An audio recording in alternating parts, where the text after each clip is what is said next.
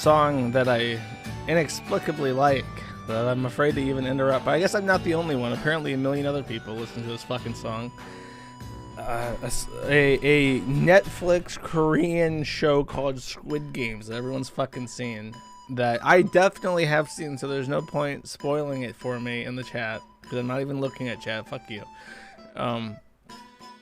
Hopefully, if we're lucky, the Asians who are not Japanese will save us from Hollywood and start making their own shows, because I don't have to care if Korean women are horrifically abused and Korean actors are horrifically abused. I don't have to care about that because they're Korean and they're from a different country than me, so it's not my problem. Basically, is what I'm saying.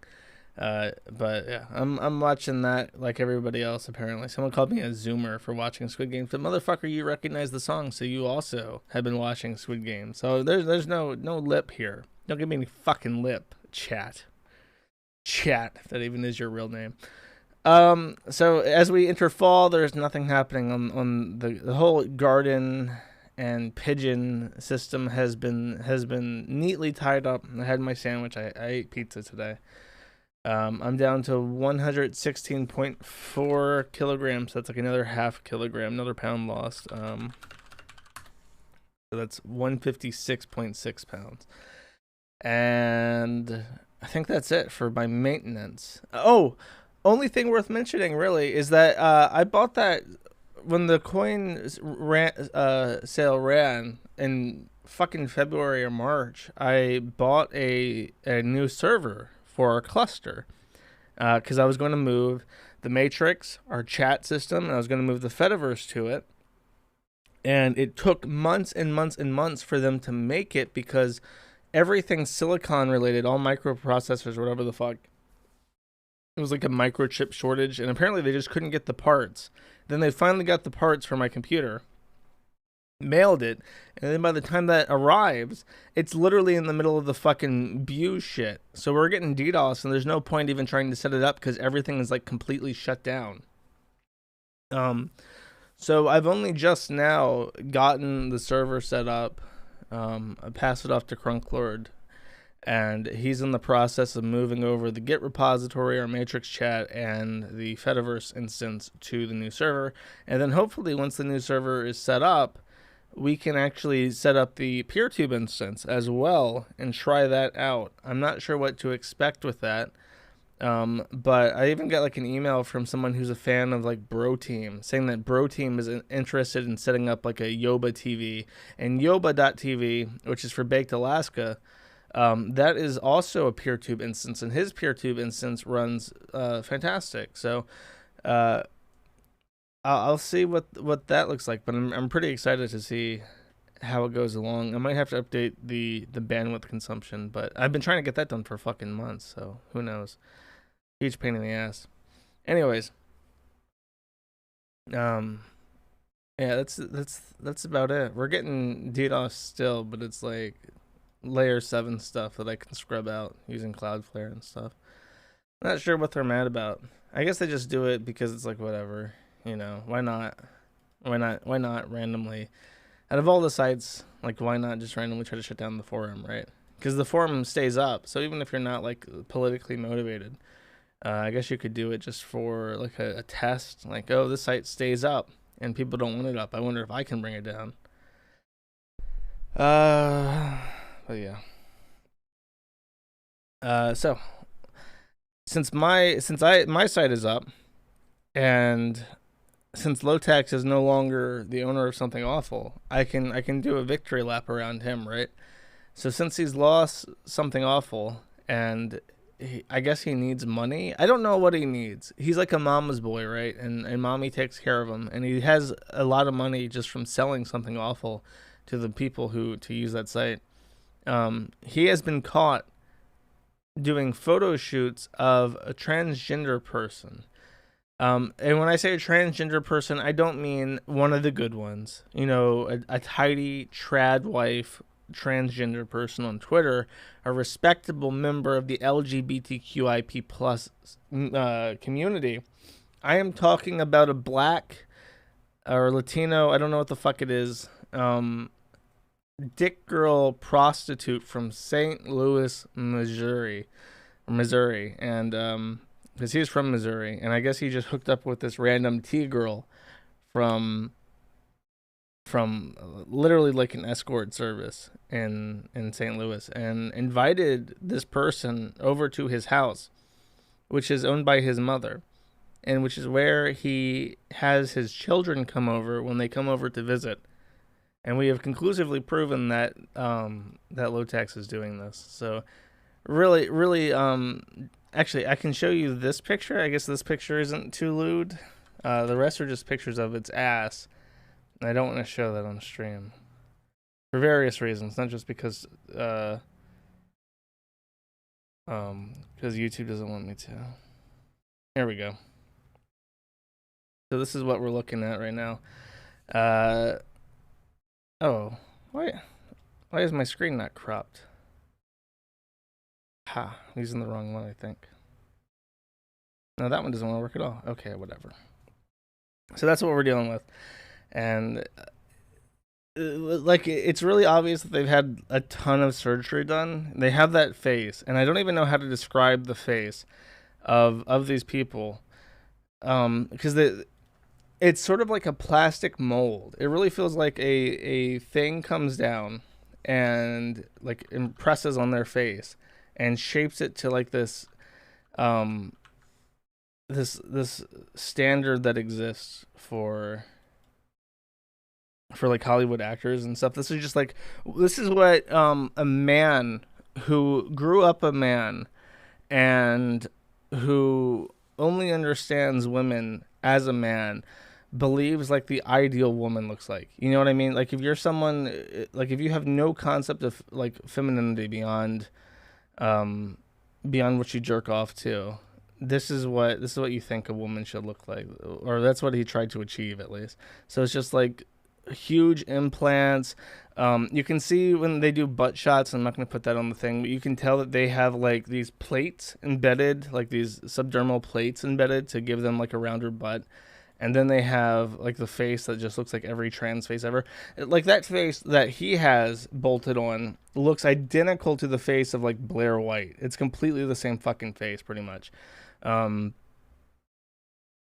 they all try to look like this. This is ideal to them. I'm trying to fit this thing. I don't know why my transform is broken, but I have now fixed it. Oh, I probably resized it for Life is Strange, I bet. So that's the low tax update. I am subscribed to his court case in Missouri, and he's like still embroiled in some sort of like legal battle over visitation rights to his child, because he was labeled like a domestic abuser. And and the speculation that this isn't just for like money, like he's desperate for cash, comes from this quote that I have, because I put it in that little montage that I did for low tax, like at New Year's Eve this year. And I'll play that quote, or I'll play that video. No, wait, that's the wrong one. That is, yeah. Okay. I should re-upload this somewhere. I have a copy of this thanks to someone on the forum, but this is a pretty well edited video that I could and should re-upload. Okay.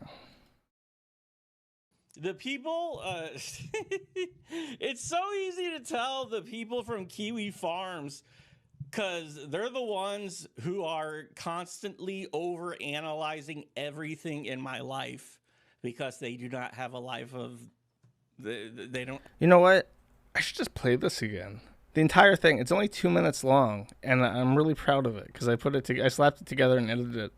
Fuck it, I'll just let it play. Just to remind you guys what low tax was like. Back in the good old days when low tax was like on a crusade against his own website, and they fucking hated him for it. It's almost like a fond memory now. Have a life themselves, so they have to live through me. Live through me, Kiwi Farms. Bunch of retards. Yeah, I said retards. I mean, I've found trans people to be sexy. I've watched trans videos before. They're hot. When he said that, when I was clipping this, I thought that he was just trying to pander to like the trannies on Something Awful, And now I just think he actually wants to fuck trannies. By the way, yes, my wife is in a shelter. My wife is in a battered woman's shelter. Because apparently, I'm a Nazi. Everybody here is a Nazi. And I am the leader of the Nazi party. You guys can post about like hating me in here, and I will ban you in real time. You're gone. That is, this is live ban. Oh, okay, this guy gets banned. Yep, getting rid of this guy. Wow. I haven't been drinking, so. Is this ban worthy? What do you guys think? I'm gonna leave this up to you. Okay, I'll get rid of this guy too, because he's just empty clothing. I'm violently transphobic now.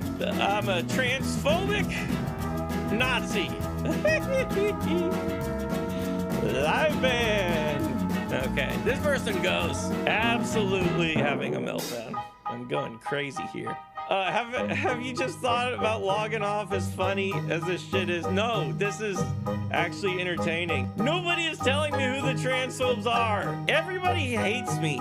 You guys are all Nazis, and you all hate trans people, just like me. I took a break from hating transsexuals and loving Nazis to show you my pig pants.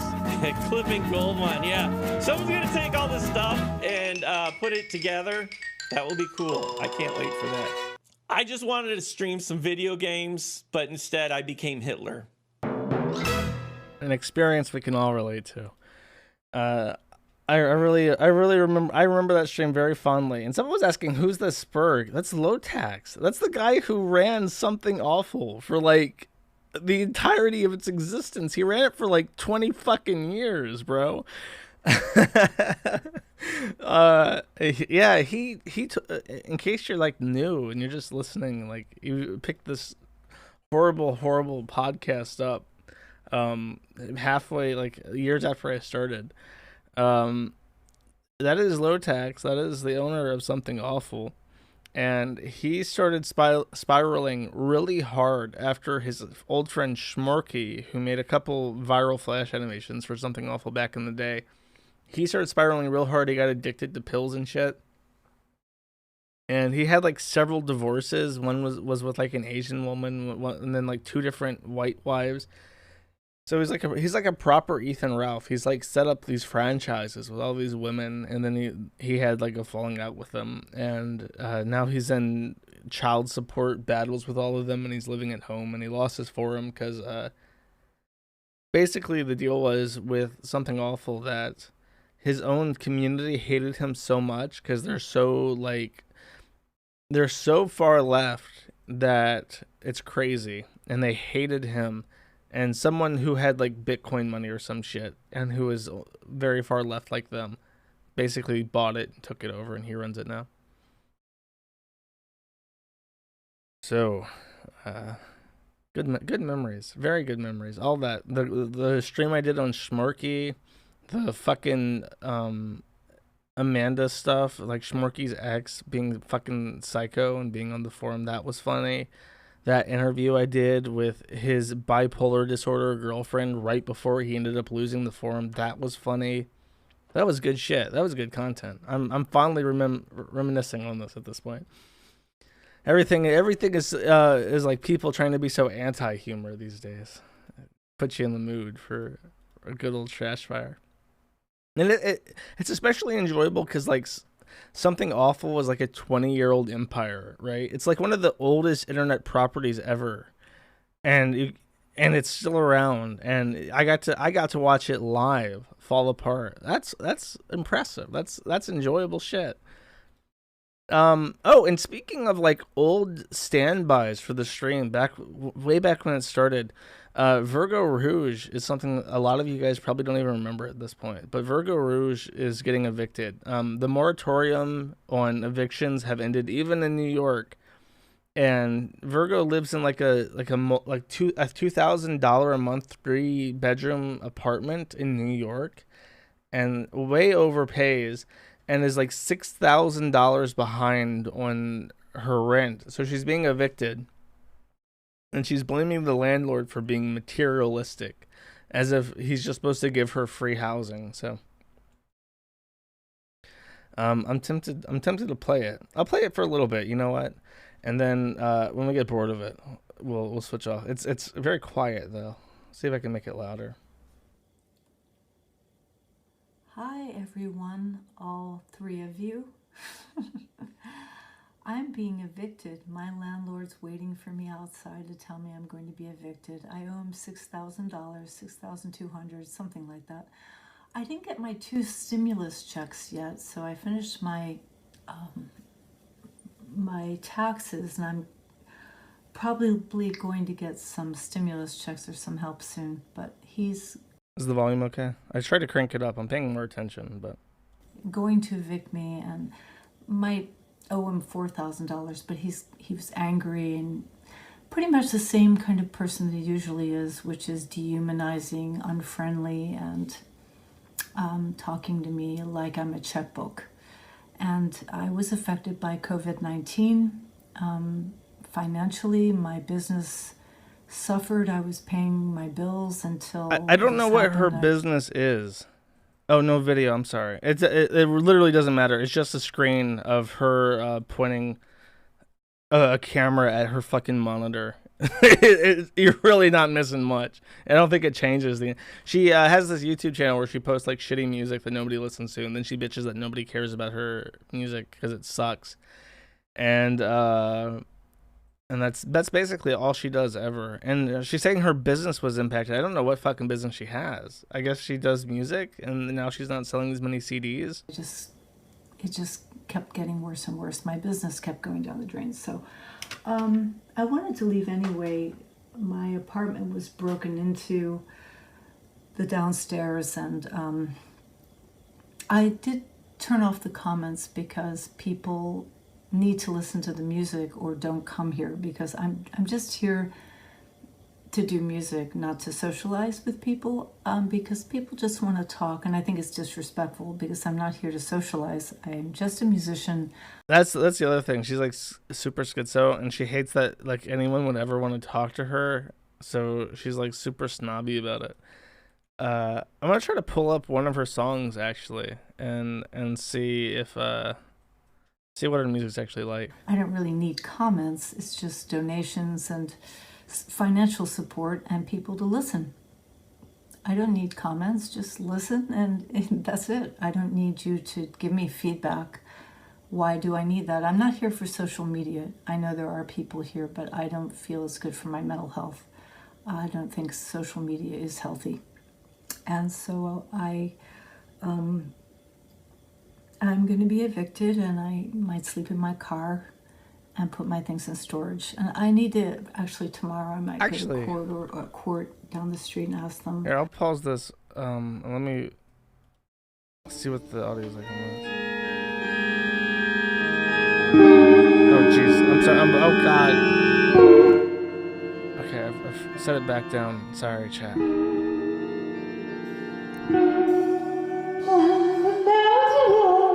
Vultures fly around your feet and blocking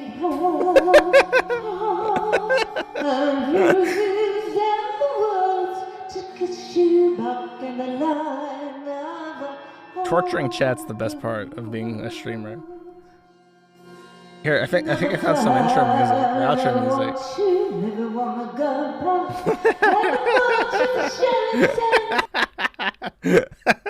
Actually, she posted another video that I didn't even see. This one's even sleeping in my car, being evicted will not break me down. I'm super positive. Future is bright. Fuck that. Let's see what this one is.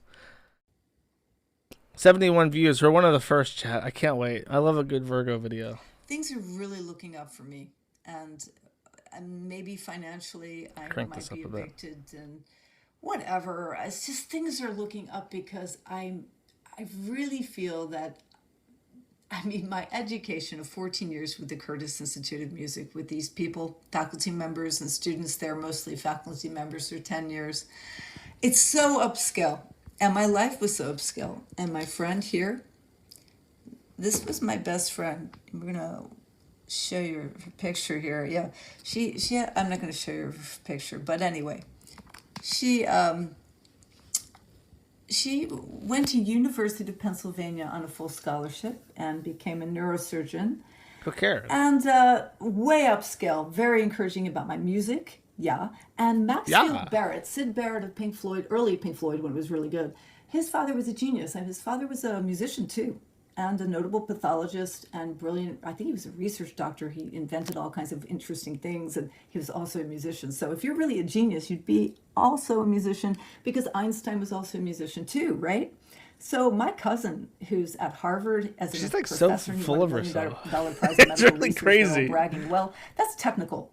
That was a technical contraption to help sustain life with people with Lou Gehrig's disease. Very nice.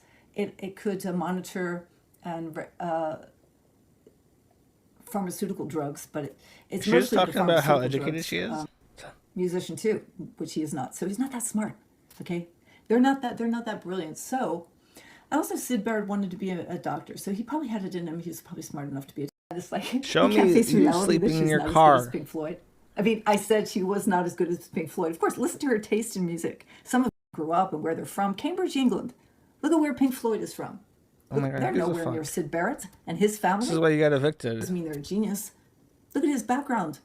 Pennsylvania, running cross country, avid horseback rider. I've had Her horses. thumbnail to this video advertised video footage of her sleeping in her car. I expected a video of a schizophrenic woman sleeping in her car. This is a photo of a woman on a horse. I will not accept this as a substitute for what I was promised. You're not going to throw me. You've never raced like I have. My coach was training somebody in the Olympics. I was on varsity. My best friend, a woman became a neurosurgeon. Your friends are not the tough get going. This woman, my best friend in high school, we went a scavenger hunt, and both of us together, just me and this woman. It looked like you're a racer. You're really tough. Oh yeah. There is no. You're not tough. I carried my guitar all over New York City, playing in every place on TV. Look, nothing is going to break me. Maybe a nuclear war, maybe a nuke bomb on New York City, but no, I'm not going to be staying here much longer, and this is going to be great for me.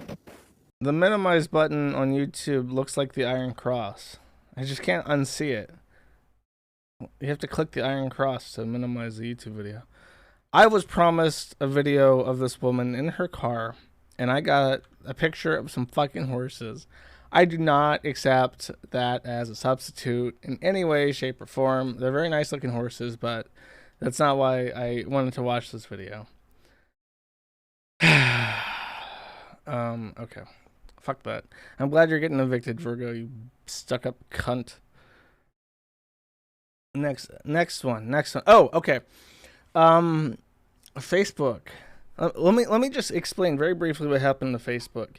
Now, if you're listening in 2028, Mark Zuckerberg has bought the West Coast of the United States, and Google has bought the East Coast, and they're currently launching McNukes at each other.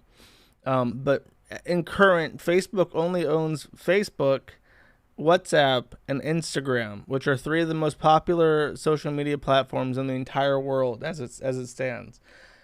So today or this week, Facebook had a total outage, and with big services like this, unplanned total outages are very rare, to the point that when Facebook goes down, you can estimate their revenue loss in the billions. It is a lot of fucking money that is lost when that service goes down for like 6 hours.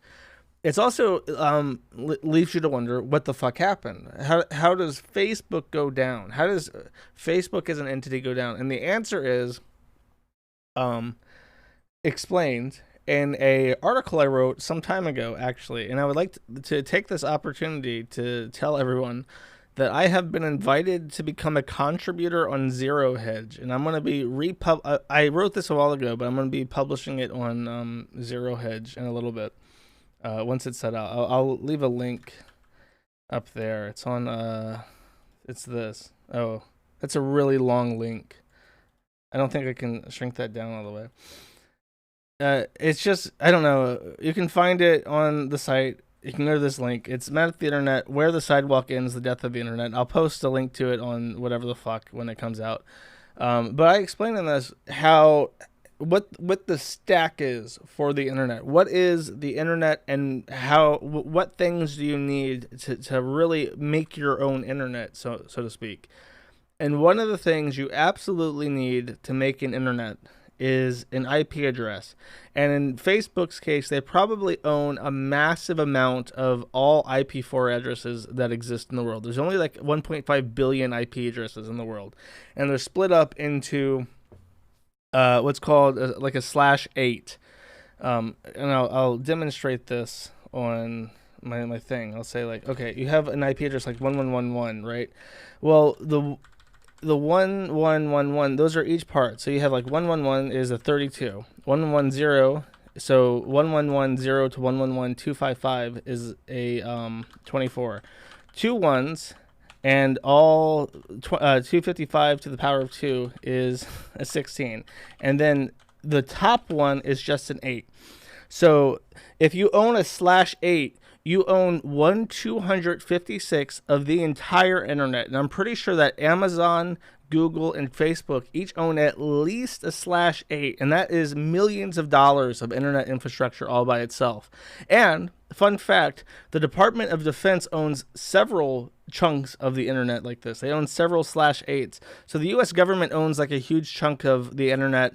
And then the megacorps also own a huge chunk of the internet. Most people can at most get what's a /16. And in fact, I think that Jim Watkins, who owns 8chan and 2channel, owns a /12, which is like it's in between. It's only like half of an 8 or something.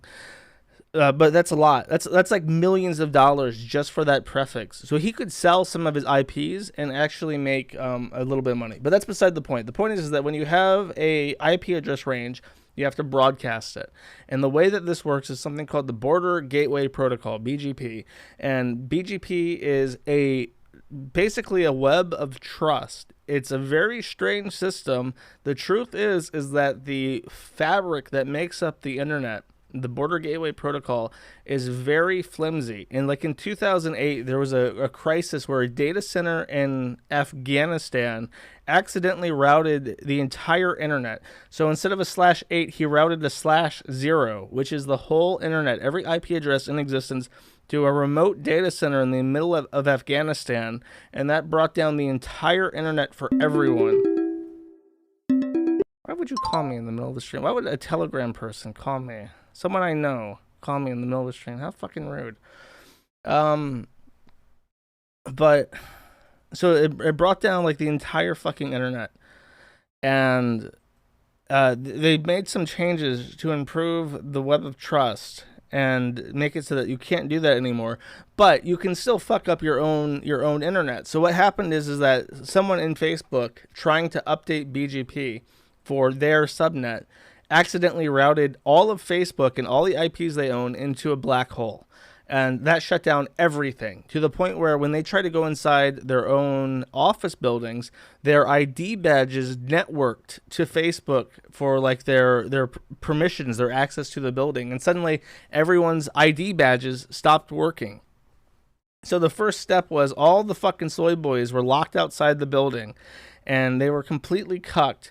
And then they had to get like technicians to come to the office buildings and let them in so that they could access the servers physically and begin the process of diagnosing the whole clusterfuck from the bottom up. And I'm sure like out of 6 hours, you have to remember this is billions of dollars that was lost in revenue. Even like a 2-hour downtime for Facebook, Instagram, and WhatsApp was estimated at like $160 million. So it's a lot of fucking money. And then their stock tanked by like 30% during this time. So you have to remember everyone at the headquarters is scrambling to fix this shit. They have to get technicians over there to open the fucking doors. A locksmith has to come and let himself in so that they can get in, and I imagine he has to open every fucking door in the building because it's tiered access, right? The person who can enter the office building at an odd hour is not the same person who can enter the servers, like the server room and the data center room, and that person is not the same person who can open every cabinet in that data center. So they have to have a locksmith break open every lock on the entire way there. completely cucked out. I guess the first thing they fix is the authentication stuff so they can open their fucking doors again. And then they have to figure out what happened to BGP, and then they fix that. And then, voila, like magic, Facebook was back up again. Very funny. You could say a lot about why that is. You could blame it on diversity hires, but really it's just a proof that the evil people who run the world are really not all that smarter than you, and they fuck up all the same as you. And then the other thing to point out is that the internet is very fragile. It's a very, very flimsy system, and I don't think that when, if shit ever hits the fan, right, the internet is fucked. The big I internet that connects the entire world together, that shit's just fucked. It's so fucked. We'll have little networks. Communities will have networks again if there's like a civil war or something. So it's just a marvel that it hangs together at all. And it really only hangs together because of benign neglect. And when legislators get involved, and the EU and the US and Russia and China all have differing opinions about how the internet should be regulated, there's going to be more and more like censorship and issues between the local networks of those regions. And I think it'll all, in our lifetime, you're going to see, like in the same way that you look back on old internet and you think about how we've lost a lot of freedom that we had online. We'll look back on this period and remember, remember when you could just like go to Russian sites and go to, like, if you couldn't find a torrent you wanted on Western torrent trackers, you could just go to the Russian ones and use those. That'll be a thing of the past. And you're starting to see that more in like China already. China, the DPRK, and even South Korea. Like China obviously has its own thing. DPRK is obviously completely cut off. Orisha, or whatever the fuck it's pronounced, in Africa is like DPRK and cut off. But South Korea as well. Like there's a game I want to play. It's like an ARPG or something, and apparently it's been out in South Korea for fucking forever. It's called Lost Ark. And I've wanted to play this. I heard about it, and everyone's talking about how fucking great it is, and I want to play it. The game is scheduled to come out in open beta in the US and Europe in like March 2022. And then in Korea, it's been out since like 2017. But to get into a Korean copy of the game, you have to, number one, you can't change the language from Korean. And number two, you have to have like a Korean social security number to even make a fucking account for these things. Because video games are like so strictly regulated in Korea in terms of like loot boxes and hacking and stuff, that they've solved the hacking problem in video games in South Korea by making hacking a crime, and companies have to keep track of like your social security number so that they can arrest you if you hack in a video game. It's really fucking crazy. I think we're gonna see more of that, and I think it's unavoidable just because the internet is very flimsy. Not to be all doomer pilled about it. Let me get a sip of water.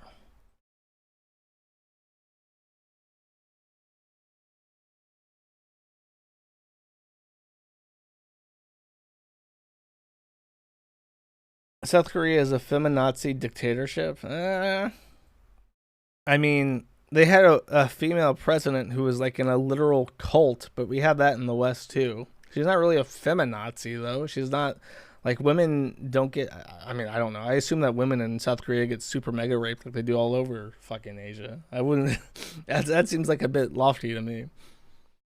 Though maybe, I don't know, maybe I could run for president of South Korea. I'm a moon. The current president, the sitting president of South Korea, is a moon. Why can't I be the president of Korea? Is there anything stopping me? I should do it right now, and then I'll make, I'll reunite. No, here's what I'll do. I'll run for president of North Korea because I'm a moon, and then I'll reunite the peninsula, and we'll be a nuclear power, and then we'll be like Switzerland in Asia, because Korea is very like rocky, right? Why is my stream dead? Stream excellent connection. Why is everyone pressing F? Refresh. Oh my god. Holy fuck, the chat is like completely blown. What, did I mention North Korea and I got dinged? YouTube like stuttered my stream so that they could check. You know what it is? Segueing to the next topic, I am I am seeding some torrents right now. I happen to be a big supporter of seeding open source software projects. So I have been seeding some torrents for open source software projects. Maybe that impacted my upstream connection. Who knows? Who knows what it could be? So give everyone a second to reconnect. Let me get a sip actually while you're all refreshing.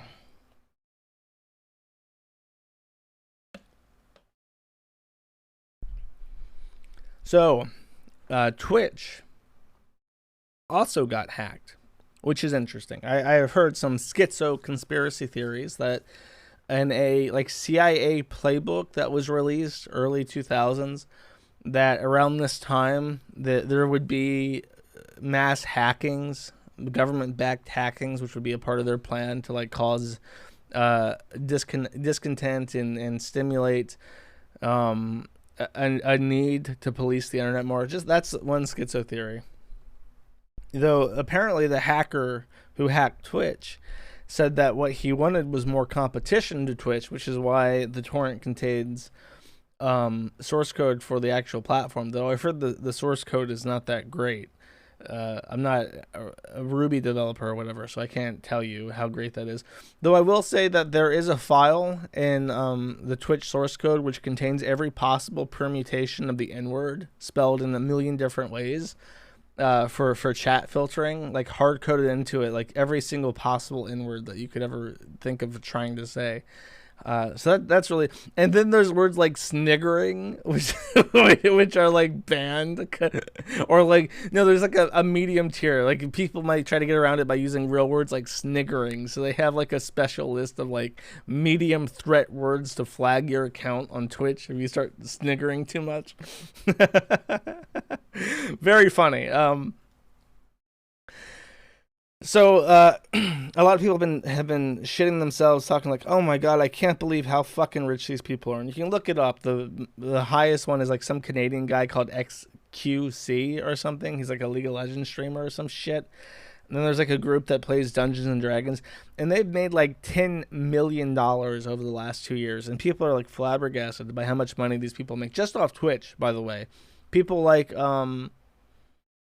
what's his name? The fucking Fortnite guy who has the blue cotton candy hair. He makes money through like sponsorships on top of his streaming platform. He got like Ninja. He got like $1 billion from Microsoft to stream on their shitty platform that they immediately killed. And I don't know, does that guy even fucking stream anymore? If it sounds like Ninja got $1 billion to go to Microsoft's platform that they immediately shut down. So does he just get like $1 billion fucking dollars for free? I would quit streaming too. What the fuck's the point of that? He was already married. It's like, okay, I guess I just made $1 billion by the time I'm 24. Time to retire. Time to settle down, honey. So good on him. But then there's like merchandise and there's everything. You stream on multiple platforms, you get money from that. You have your off-site tips. It's just, and I think people were surprised because the way I put it is like someone in my chat on the forum said like, I'm surprised people are surprised. Hassan bought a $3 million house like just this year. Why are people surprised about him making so much money? And I think like, okay, you hear someone owns a $3 million house and you're thinking like, that's a lot. That's a big house. But then you think about it like a traditional loan. You think of like a $3 million house, like, well, you don't need all that money to put down a house, a payment on a house. You don't need to, you can pay it off over like 15 years. Why would you need to, you don't need to be super rich to buy a $3 million. Obviously you're rich, but you don't have to be like super rich to make that kind of money. And they think about it because like, well, my grandma has a $300,000 house. So Hassan having a $3 million house, that just means that Hassan is 10 times richer than my grandma. And sure, well, of course, why wouldn't he be? Because, he's popular on the internet. Of course, he's like that much. But in reality, Hassan is making $750,000 every month. That is 2 grandma houses in cash every month. He bought his $3 million home in cash fucking money. That is a lot of money. That's an inconceivable amount of wealth. And that's why it shocks them. It's like, holy fuck. He's not just rich while he's sitting there talking about communism and socialism and shit. He is inconceivably rich. People don't even, like, you can't even imagine $750,000 of cash a month. You cannot even fathom that kind of money. So that's why I think a lot of people are shocked. It's not just, oh, Hassan has a lot of fucking money. It's Hassan has an inconceivable amount of cash flow that you can't even put into words. It is fucking rich. And really, it's not even that rich. He has like, what, $10 million over 2 years?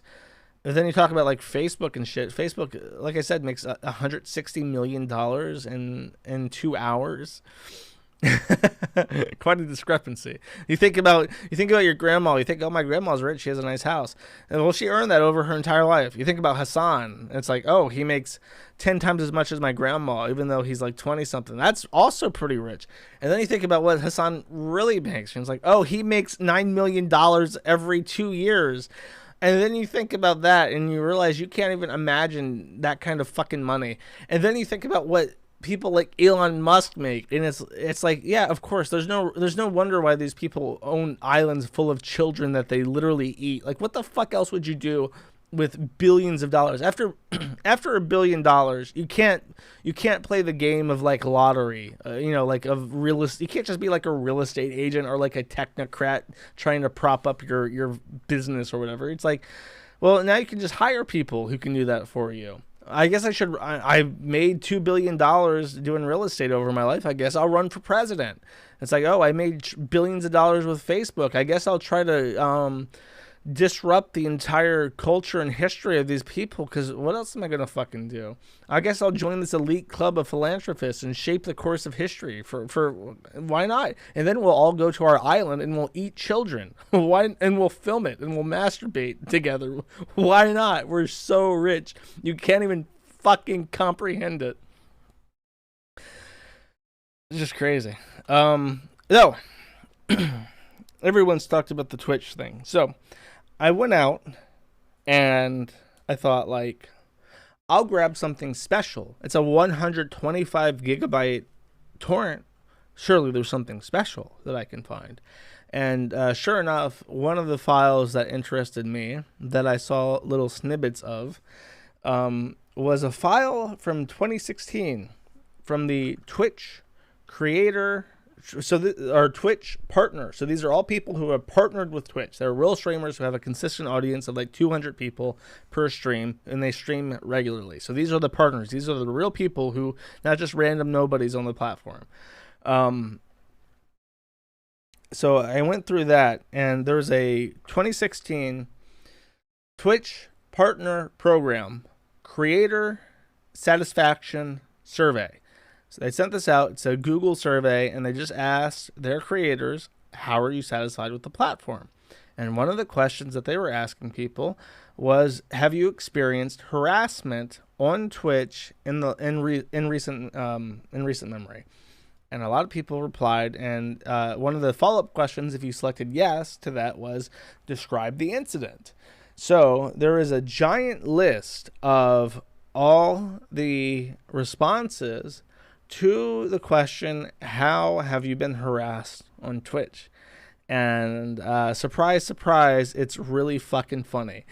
So I've picked out some choice quotes from this. It's a big-ass list, a couple hundred responses to it.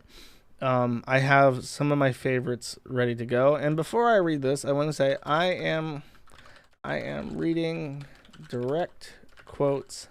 These are not my own words. I love Israel and Susan. Put that right up at the top so that everyone can see that I am a good boy and I've never done nothing. Ever. How do I censor this? There used to be a way to censor this, and I can't do it on Linux. So that will have to suffice. Okay. Let's read some responses to the question, how have you been harassed on Twitch recently? From the Twitch Partner Program Creator Satisfaction Survey 2016. Light Knight 69, and I wrecked you all on Twitch. On Twitch, whisper my viewers asking if they're friends with this fat ass inbred, etc. Political slurs, being called a Nazi, constant suggestions about my sexual preference, yiffer/furry/bestiality, because I'm definitely a cat. In the past, I have reported threats regarding the rape of my wife, and Twitch did nothing to respond. DDoS threats, swatting threats. Next one. Harass my ex-friends GF, who plan to make physical threats towards me on their broadcasts at conventions and events, and also deformation of character. In the process, email partner help about this issue. Number 5. Latam audience usually attack me. Latam is like Latin America, I think. Latin American audience usually attacks me for being fat or not playing as they expect me to be. Also, they call me a weeaboo or otaku, and this is not a single incident. It becomes a multiple action from random people who like to talk trash in your chat about English audience. Some attack me for being Mexican, speak about Trump or Hitler. Internet is like this. You guys cannot stop it for the most part. But yeah, if you want to know how we're getting attacked, ask the female streamers about their incidents. And there were a lot of people who were just like, yeah, I get harassed in my chat. That's the internet. Like, what are you going to do? Number 6. I'm a disabled streamer, and I receive a lot of mocking and bullying comments in the Twitch chat. The comments range from, when are you going to die, to I hope he dies soon. Other comments mock my wheelchair or oxygen tubes. This occurs every stream. I do feel bad for this guy. Number 7, constant mocking, disrespecting me on their streams, made reports. Nothing was done, just stopped over time. I used to place LGBT friendly as my title, and it just brings in the trollers. People talking badly about LGBT community, calling me an it when I have my cam on it. It just goes on.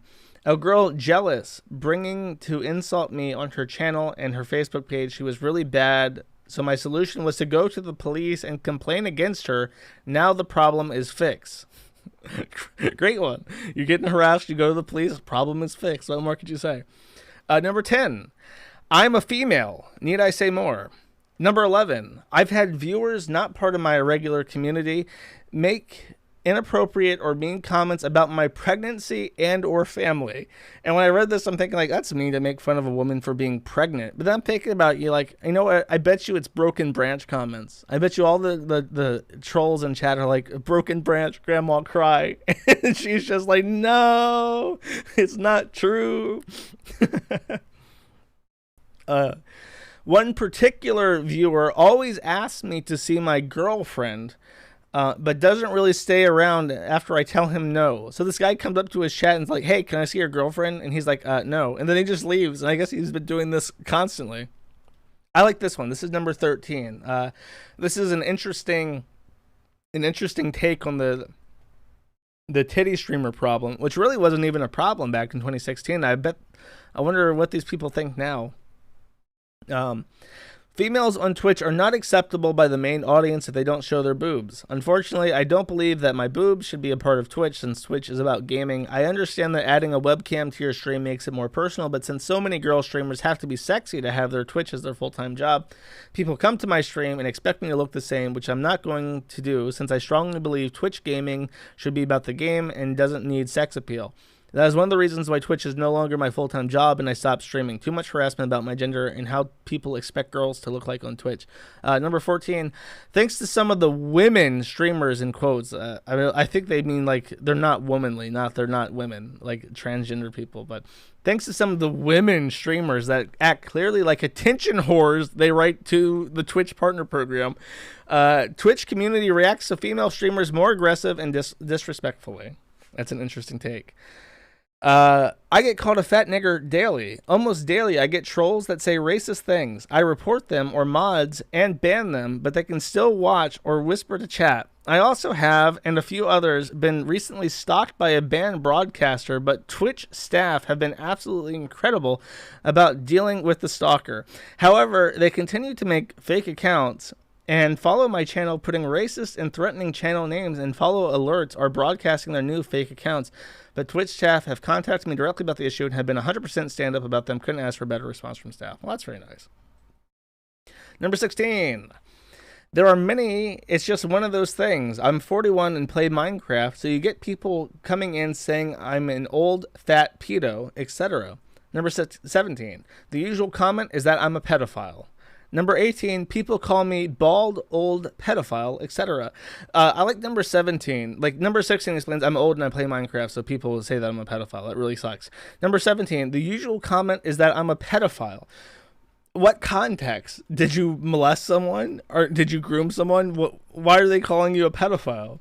I do feel bad for, like, people, like, okay, I'm 40 and I like to stream games. You know, my kid likes games. I want to be into games because my kid likes games. And then when I go streaming, you know, because it's fun and I have fun playing these games and entertaining people, like, they call me a pedophile for it. That's really mean. 19. Many people make fun of my hairline because I'm balding at a young age. Number 20. I've constantly received harassment from a user named BritBongReturns, as have others. He goes on alt and encourages his friends to harass me. He's been banned on Twitch. Thanks so much for that. So I hope that holds up forever because his conduct is horrible and he's harassed people his career making content. And these are chat log quotes in number 21. True North Minecraft says, not to be weird, but you have an amazing voice and are beautiful. Fuck me, please. 1993 Jean says, can I stick my little dick inside you? You won't even recognize. Smiley face. Number Slofenwagon says, yo, my friend says he wants to suck your tits. Welcome to being a female streamer on Twitch, she concludes.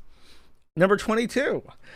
I mean, it's Twitch chat, lol. This shouldn't be a place where everyone has to be nice. Of safe space bullshit. Harassment happens. If the person doesn't like it, they can ban them from their chat. I will say this, though. You guys have no fucking protection about the creation of accounts.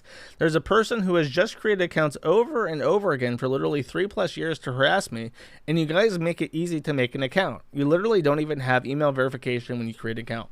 I like that message a lot. He's saying, please don't become weird. Please don't develop weird machine learning that bans sniggering as a thing, because it's a real word.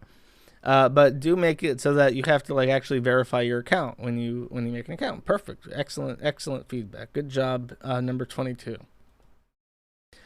Number 23, doxing, gaming ability. I am a female, so according to most of the Twitch community, I am automatically a whore, slut, bitch, cam whore. I'm anorexic, I'm fat, I'm a tranny. I like that one because she used the word tranny, which is pretty funny. Also, to the most of the community, I am disgusting and ugly, and to most of the community, I sound like a man. Well, that's quite sad. Number 24, just the usual, hey, sorry, let me get this right. Just the usual, hey, a nigger playing games, and such. Number 25. Almost every stream I have, I get harassed because of the cleavage / the size of my chest. I don't feel like that should be the case. Number 26. Comments on personal appearance, mainly directed at my teeth, which have made me incredibly self-conscious. That's very sad. Oh, I'm going to start streaming games. I love games. And you start streaming games like, oh, now I'm suddenly very insecure about my teeth because my chat keeps making fun of me. Number 27. Users always come into my channel and call me the N-word and a lot of other racial slurs. Number 28.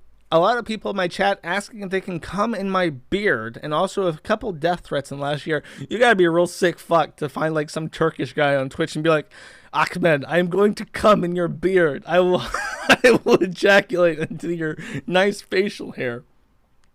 There was another one. I don't think I saved it, but they said something like, people come into my chat and call me the N-word. I'm not black. I'm just from New York. Number 29. This is a long one. I hope I saved it for a good reason. The harassment was on a personal level with a user named Twitch_D3, who was a longtime viewer of mine. He got angry about me not wanting to play a game with him for whatever reason, and over days, maybe 2 weeks, and after getting banned from my channel, kept coming with different Twitch names such as Kill All Jews. I'm Jewish and from Israel. I figured out why I saved this. And Moses Eats Shit. You get the idea. And kept following and troll names in my chat, so it would show on Twitch alerts. He was also spamming in game chat and in my main game community with lies about me for days, and caused quite a big problem for me. Just one guy taking all the fun out of streaming for days and days. At one point, I just stopped streaming because of him. I was too upset. I reported him, of course, but I don't think any action was taken against him since his account still exists. In over 3 years on Twitch, I have never experienced such a bad interaction with a viewer, never saw anything like it, and I do get trolled a lot with swastikas and Hitler shit for being from Israel. Not to mention people that try to drag me into political discussion about Arabs in my country, etc. Those people get insta-banned. Anyways, about that Twitch E3 guy, to the best of my knowledge, he is still there. Twitch has done nothing with my report on him, and at one point he just stopped because I and my mods banned him with so many accounts, and I also turned off Twitch alerts so he couldn't troll me after a long period of ignoring him and gave up. Well, yeah, I mean, if obviously you should not make it so that there's a free button to press that like immediately validates them fucking with you, dude. Good on you for overcoming it instead of quitting, I guess. From one Israeli gamer to another. Get a sip. I'm doing so much reading.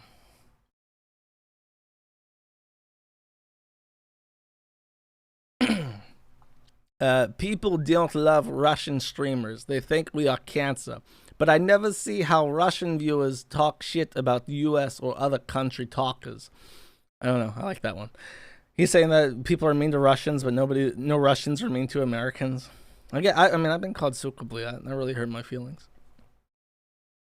Ginger/red hair references. That's all it says. Number 33. People mock my sister's death. A lot. 34.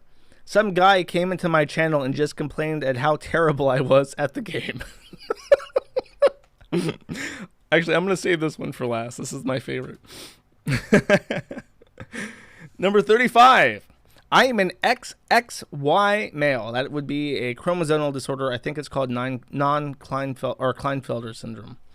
I'm a straight white male. I have female facial features. I get transphobic slurs from younger people very often. When reported, Twitch has done nothing to these people. Number 36. Stalked me online and in real life for over the past 2 years, made multiple accounts to get around bans. Even if I got his account banned, he could just change his IP and make another. He started off with minor harassment, troll accounts, rude comments, DDoSing, and death threats. He had my IP through Skype, and with this he found my location. After about a year of DDoSing and stalking, he decided to bring the harassment to real life by ordering a pizza to my house every day for 2 weeks. Pro tip, if that happens, call the pizza places and tell them to not accept cash on delivery. That works. That genuinely fucking works. They will do it. They'll put a sticky note on their phone or whatever.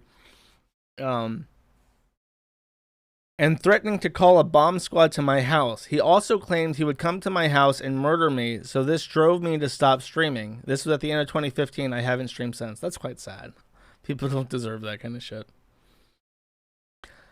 Just the normal being called a nigger, fat, or threatened DDoS by chat. And this one,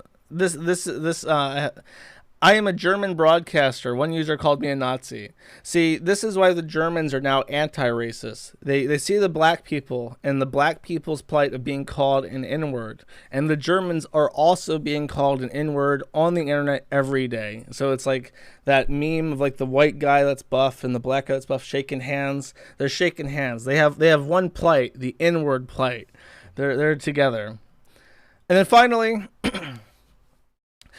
Chongqing, fuck you, China. I am from Taiwan, okay, nigga? And that's the entire message. Just excellent.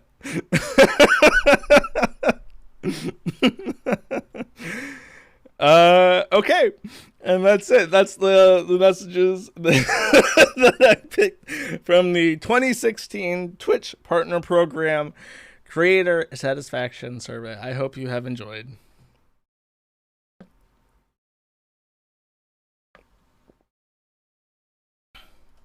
All right.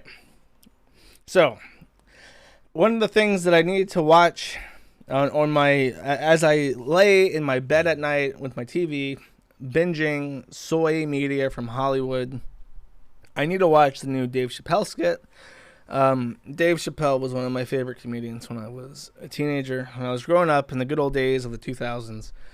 I think he's like becoming more and more anti-white. I'm actually pretty sure that when he quit the Chappelle Show way back when, the rumor was that a white producer was laughing too hard at one of his jokes for the black audience. And he got so pissed at that, they offered him like hundreds of millions of dollars to make another season of the Chappelle Show. And he's just like, nah, fuck you guys. I'm not doing that anymore. Though I'm pretty sure now that I'm older and have some context, I bet you we can look at who this producer was and determine his ethnicity is a little bit different than as it was reported in the rumors, but who knows. So I'm pretty sure that Dave Chappelle's become like anti-white over time. And that's to be expected. I'm happier when people are like more openly anti-white instead of like they just need to say like we hate white people. Like I can respect that. I say I hate a lot of people every day. Almost every day without fail. I remind people that I hate a certain group. Completely normal. I'm okay with them hating Whitey. I'll still watch his fucking skits if they're funny. I don't give a shit. Try and stop me, Dave Chappelle, you motherfucker. But supposedly he said on his stand-up that he was never doing another gay joke again. And I guess that's because he was told by Hollywood, don't you do another gay joke if you want fucking money. So he's just like, okay. But he he made a statement about how I'll just read it. I'll read the response to him. His skit was a Netflix thing. And another Netflix actor named Jacqueline Moore, not the birth name, Jacqueline Moore in brackets, said that actually they were an actor on Dear White People. So they were a transgender actor for Dear White People, and then Dave Chappelle comes out and says something like, we shouldn't be seeing transgender women in sports as women. And that, of course, was a huge offense to Jacqueline Moore. And I have a quote here. I think they deleted these tweets. I can't find them anymore. But I will read them for you now. Oh, wait, that's why my Firefox window was so fucked up. Does that work? No? Not going to work for me? Oh, the wonders of technology. Chappelle was one of my heroes. I was at his comeback show in New York City, but he said he's a TERF. He compared my existence to someone doing blackface. He talks about someone winning a Woman of the Year award despite never having a period should make women mad, and that makes him mad. He then ended the special with, but I had a trans friend story. He says we don't listen, but he's not listening. Those words have real-world consequences. Consequences that every trans woman I know has dealt with.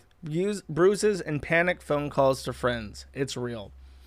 So when he says people should be mad a trans woman won a Woman of the Year award, when he misgenders, when he says that we shouldn't have told, when we should have told that mother her daughter was a dude, I can't. I just can't. I can't be a part of a company that thinks that's worth putting out and celebrating. So this guy right here, Jacqueline Moore, told Netflix it's either me or Dave Chappelle. And I'm pretty sure they're going to go with Dave Chappelle. Like, in case you're, like, foreign or, like, listening in the future and we've scrubbed any mention of Dave Chappelle from the history books, like in some Stalin-esque 1984 nightmare, Dave Chappelle is one of the most famous living black comedians of all time that a lot of people look back fondly at. He was a comedian right in that time, right after 9/11, where there was like a huge surge of like patriotism and like civic nationalism, and everyone was on Team America. And him and Carlos Mencia and Jon Stewart were like the fucking horsemen. And, you know, Jon Stewart fucking quit, and you can say whatever you want about Jon Stewart. Carlos Mencia ended up being a hack. But at that time, there was a time where the most famous comedians were all, like, Jewish or non-white, and it didn't matter, because there was no division in the country. And that all ended when Obama got elected. So for Jacqueline Moore to say, like, it's me, the side actor from Dear White People, or Dave Chappelle, it's just like, it's just fucking ridiculous. Nobody's going to miss you, dude. So he has this tattoo, by the way. Face completely caked in makeup. It's like he's doing a Trump fucking roleplay with that shit on. I imagine that the inside of his mask is just like pumpkin colored orange because it's all rubbed off and shit. But let's check out this tattoo. And I'm assuming that I can show this tattoo because they can put it on Twitch or Twitter or whatever. This is art. Actually, this is what we call art. This is what we call the kind of thing that you would want permanently placed on your body for all your life. The remainder of your natural life, you need this on your skin. If you're only listening, it looks like a woman, and they're covered in like red sores, and I think it's supposed to look like tree branches, and I don't know if this is supposed to be like cellulite, like let's take cellulite and make it look beautiful or something. It's very weird looking. It makes her look super diseased. Well, I say her, but it's a him. It's got breast implants, I guess. It's basically a dick girl. I suppose it's supposed to be a trans person. I don't know what the fuck it is. But it's also ejaculating. Like they're so gender euphoric that it's just ejaculating. So this is the person that wants to be upgraded for Dave Chappelle. Good luck. I feel bad for the tattooist who had to do this. They were probably trans too. Don't feel too bad. And then, speaking about a blast from the past, Brianna Wu has returned for a vengeance. Fictional Gamergate series. Well, no, it's a shitty tattoo. Fictional Gamergate series in the works from Mind Riot Entertainment and video games developer Brianna Wu. So Brianna Wu is getting a TV series? I don't know what the fuck a series is. It says TV, so I'm guessing it has to be a TV series.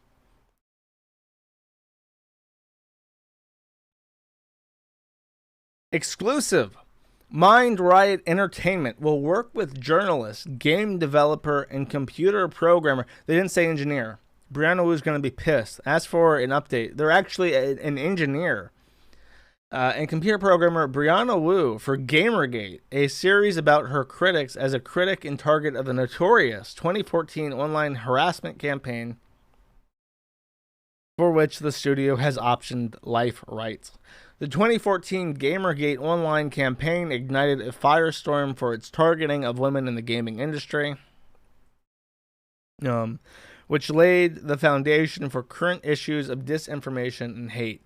Before QAnon, before COVID-19, conspiracy theories, and the January 6th insurrection, there was Gamergate.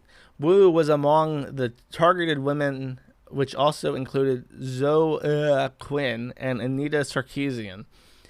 The series will explore the origins of the widespread intimidation campaign from the perspective of multiple fictional people in the games industry, from executives to journalists and indie developers.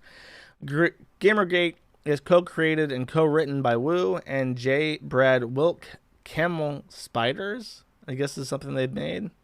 And will be produced by Mind Riot Entertainment's Jonathan Kesey from Parallel and Jeremy J. Dodd from One Nation Under Earl. Never heard of any of that shit. In 2014, the personal attacks forced Wu and her husband to flee their Boston home in the wake of online death threats as a result of her efforts to support female game developers, journalists, and players targeted online by violent sexist attacks via social media and online message boards. Literally, no one knew who Brianna Wu was until Brianna Wu ended up getting interviewed by like every games journalism magazine in existence, saying that they were like getting like super mega harassed and death threats and shit. It's like nobody had heard of this person. In the aftermath, Wu ran for Congress in 2018 representing women in tech. Wu and lost. They didn't mention that part. Wu has shared her story in a number of publications, including the New York Times, the Washington Post, and the Guardian. Her experience along those of other Gamergate targets have been addressed in a number of television and film projects, including the 2015 documentary GTFO and the Intimidation Game episode of Law and Order SVU. which was amazing. I remember when that came out.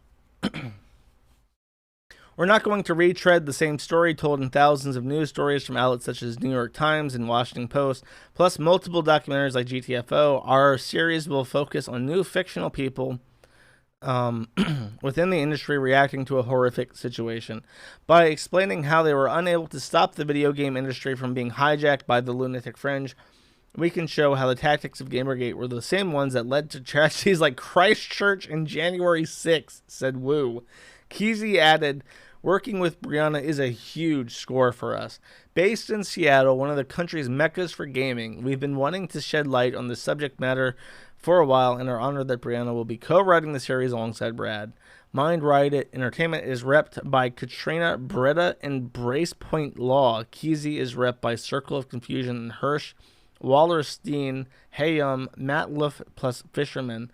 Welcome is ripped by Mind Riot Entertainment and Bracepoint Law. Dot is ripped by Mind Riot Entertainment and Bracepoint Law. What the fuck is Bracepoint Law? Why do they keep saying this?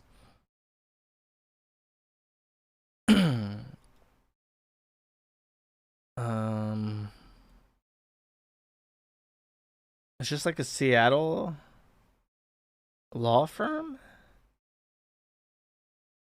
Let's read some names, chat. Mark Jordan.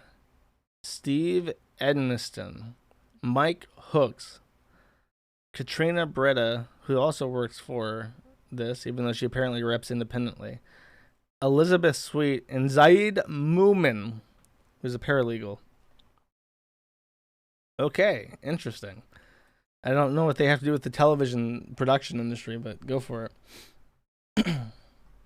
So that's it. It's been 7 fucking years, and Brianna Wu is getting a TV series. I wonder if Brianna Wu, now that they're a failed politician, are just trying to get into like the industry, like Hollywood and television production. That's where the money's at.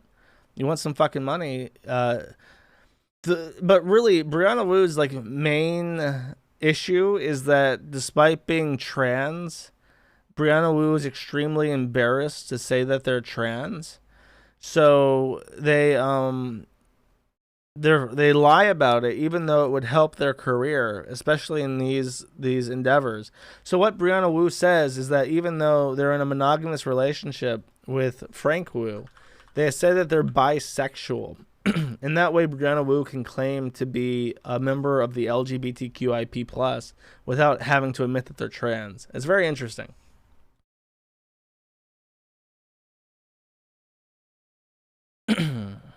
Here, I want to see if Frank Wu still does the mouth thing.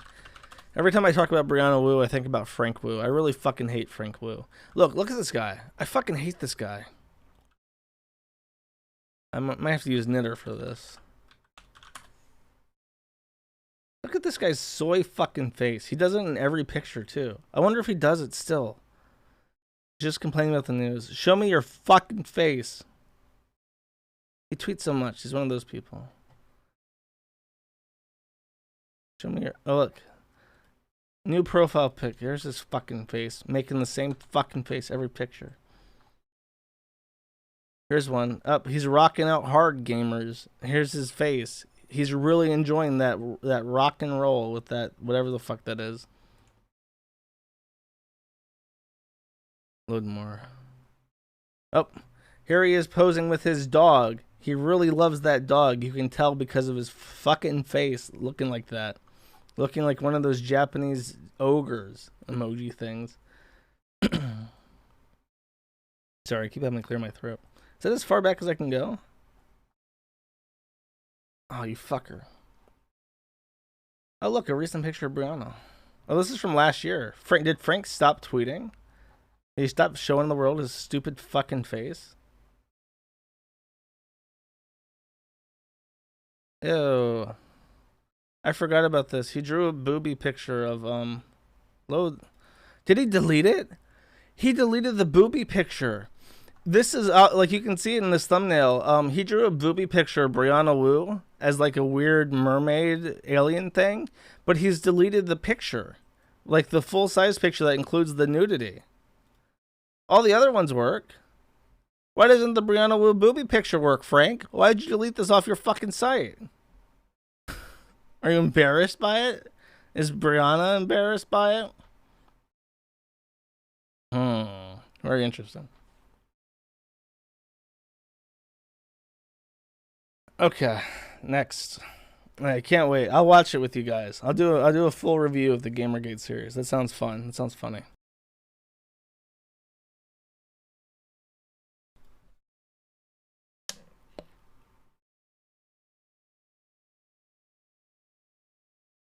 Thanks, Frank. You're merciful.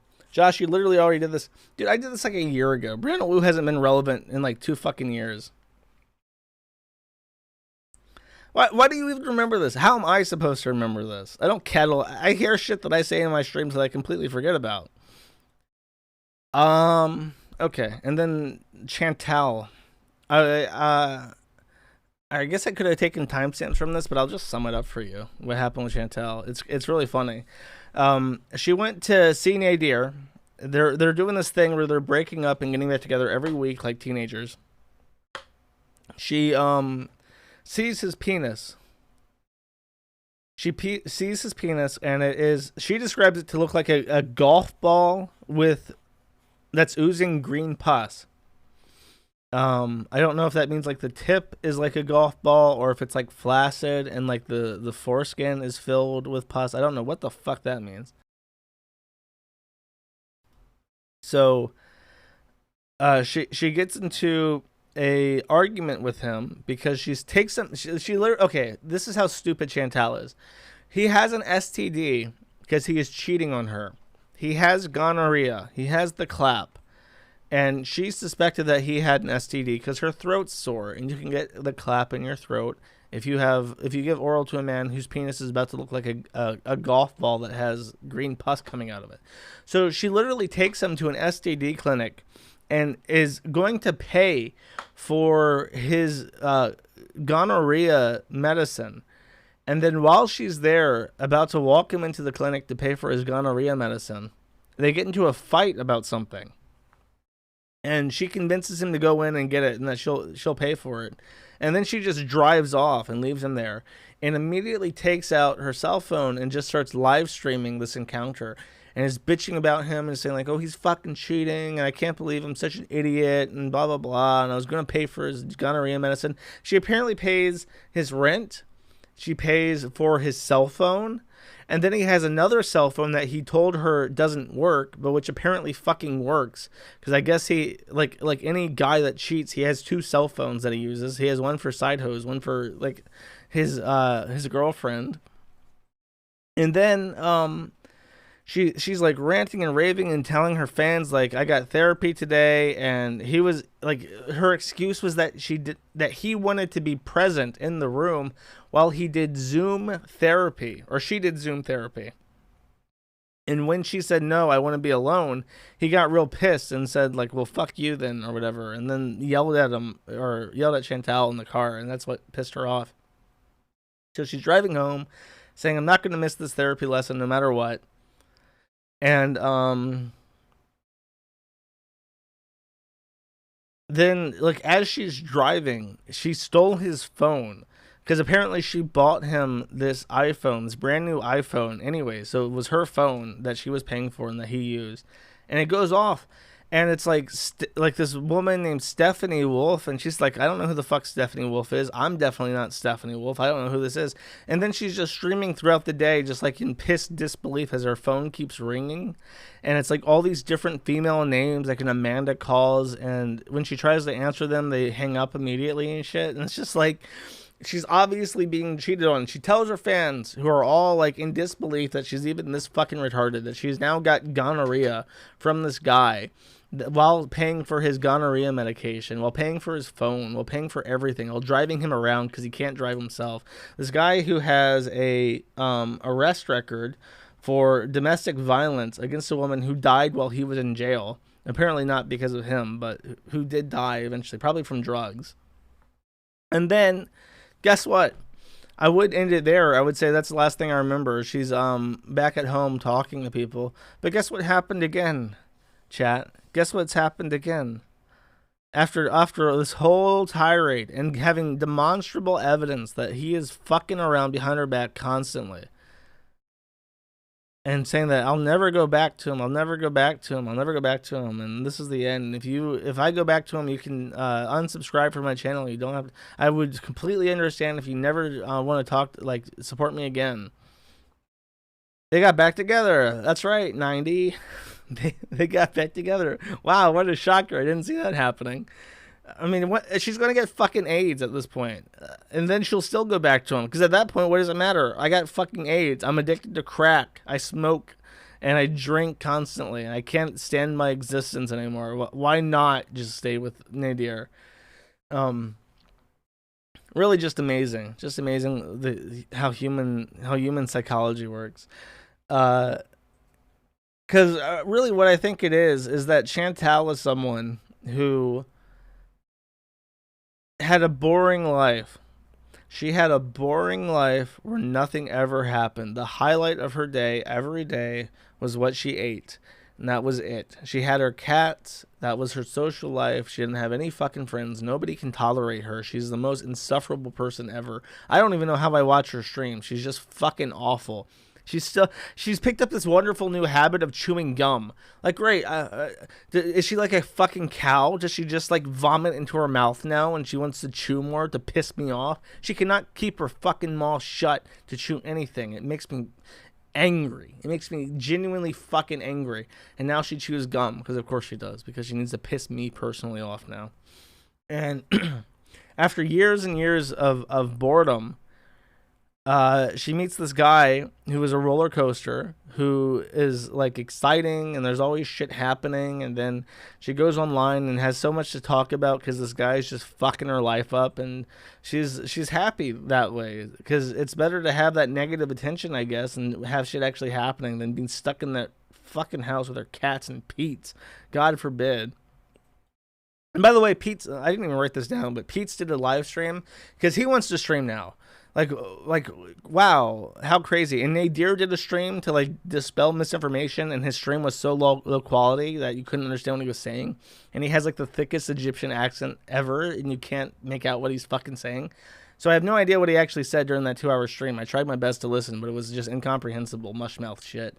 But Pete's did a stream, who just in case you don't know who Pete's is, and I talk about Chantal constantly because it's funny to me to watch her like kill herself in real time. But Pete's is her ex-fiance. They knew each other when she was 16. She fucked around with him for years. They finally ended up in a relationship. She cheated on him after 7 years of being together. I don't think they ever got engaged. I don't think they ever got married. She cheated on him with Bibi, who is a man from West Africa, from a country called Senegal, which most of you can't place on a map. And she cheated on him with Bibi, and then Pete said, okay, if you want an open relationship, I don't want to lose you. You can fuck around with Pete's, I guess, or Bibi, if that's what you need. And then she was like, ew, that's really fucking gross. I can't believe you have so little self-respect. I'm just going to break up with you anyways.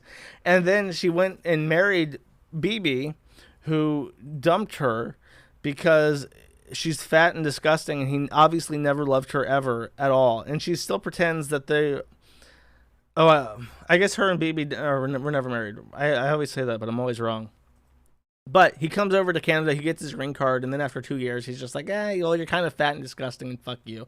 And she still pretends that they talk to each other and are good friends. And if that's true at all, it's because she pays the rent for that building, or like some of the rent for where they live together, because she moved out and Bibi still lives at that old place. I'm pretty sure she pays part of the rent, which is why Bibi pretends to give a fuck about her being a retard at all. And Pete's, at her request, moves out of his mother's house to live with her again as roommates. And Pete's is just like... He wants to start streaming because he got so depressed he couldn't work at his call center job, and says like, well, maybe I should just start streaming and talking about the things I like Marvel superhero movies and comic books and trans rights.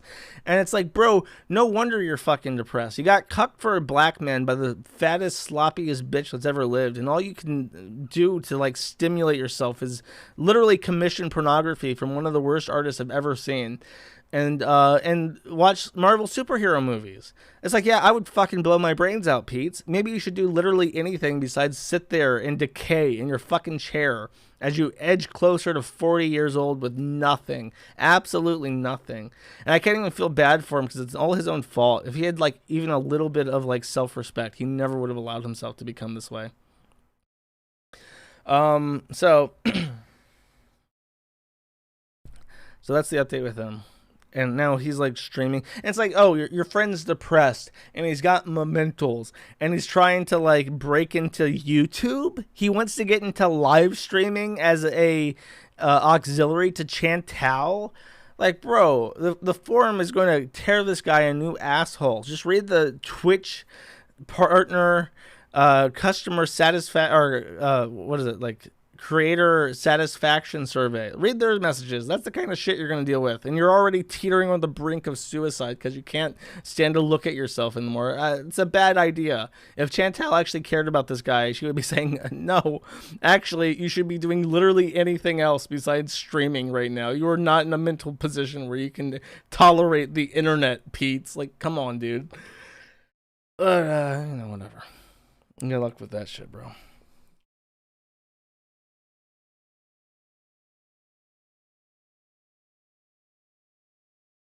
Okay, one more update.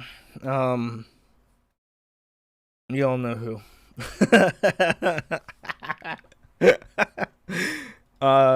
The Ralph report. That's what I'll call this. I'll call it the segment where I talk about Ralph. This is the Ralph report, and he can retort it all he fucking wants on his stream.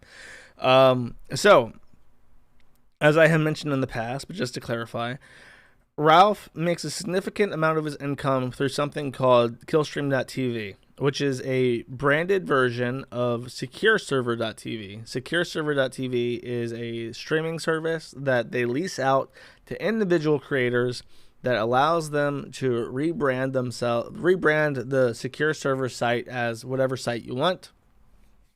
Secure Server proudly advertises on their website that they use military-grade encryption security. And despite that, Ethan Ralph, actually not just Ethan Ralph's service, but the entire Secure Server was compromised by a hacker a couple weeks ago. And as far as I know, they never told anyone. So it wasn't just like Ralph, it was a lot of people, and everything on their site got leaked. All the database information. So any billing information about people, like where the billing address attached to customer profiles is, that all got leaked. And supposedly it got hacked again. Like this week, they got hacked again. And the hacker discovered that Secure Server uses unsalted encryption. And I'll briefly explain what unsalted means and why it's a big deal. This is Programming 101, Cybersecurity InfoSec 101. The way that we store passwords in a web development environment, or really any environment on a computer, is you don't want to store the password in plain text, because if if it gets compromised, then every password's out there, no issue. So what we use is called one-way encryption. You take a string, like any password. I guess you just take the word password, right? And then you run it through a algorithm, and then you take a chunk of that algorithm out. And it's a one-way encryption because when you reduce the output down to a smaller string, you lose a lot of information. And it becomes impossible cryptographically to take the hash that results from this and turn it back to the password. You just can't do it. The information is lost. But because the hashing mechanism is predictable, if you take the word password and run it through the process, you will always get the same string. So it's very easy to take a password, encrypt it, compare the hash to what's stored in your database, and there's never a risk of storing that password in plain text, right? But we are in more sophisticated times. So for the popular encryption systems like AES and MD5, what people do is they just generate what's called a rainbow table. You generate a hash for every possible string. You just start at A, You work your way up to 0. You go to AA. You work your way up to 0, 0. And you just keep doing that over and over again for every string. And, they run, how Bitcoin miners run. They've been doing this for fucking years. So they have trillions of strings that have matching passwords, which is why I usually use a salt. You use something like password plus a really long string that's unique to your application. Still works one way, doesn't work two ways, and it beats rainbow tables. In order to use a rainbow table, you have to generate a completely new one for that salted string. Secure Server, which was supposedly military-grade encryption, did not use a salt. So they just used AES, and someone in chat says it was even two-way encryption, which is fucking ridiculous. You don't want to two-way encrypt the password. It's pointless. You don't ever need to decrypt the password. That's the fucking point. That's literally the entire point of having a one-way encrypted password, is that you, as the application manager, never need to decrypt the password. And this is a really big deal for two reasons. Number one, if you have the person's password, you can log in to that account. Well, guess what happened? The hacker got the passwords for everyone who had a Killstream TV account, and they unsubscribed them from Ralph. So now, if those people want to subscribe to Ralph again, they have to remember to go back and manually subscribe again, which is bad for Ralph. Ralph is really betting on zombie income, that people just forget that he's even a thing, and they keep paying $5 a month. That's the best he can hope for. These people are on this shit that doesn't fucking work and keeps compromising their fucking account and doesn't relay important information to them when they are compromised. Why on earth would any of them have the inclination to go back to this site that keeps dropping the fucking bar and resubscribe? There's no reason to. There's literally no reason to do that. So that's a serious issue. And then on top of that,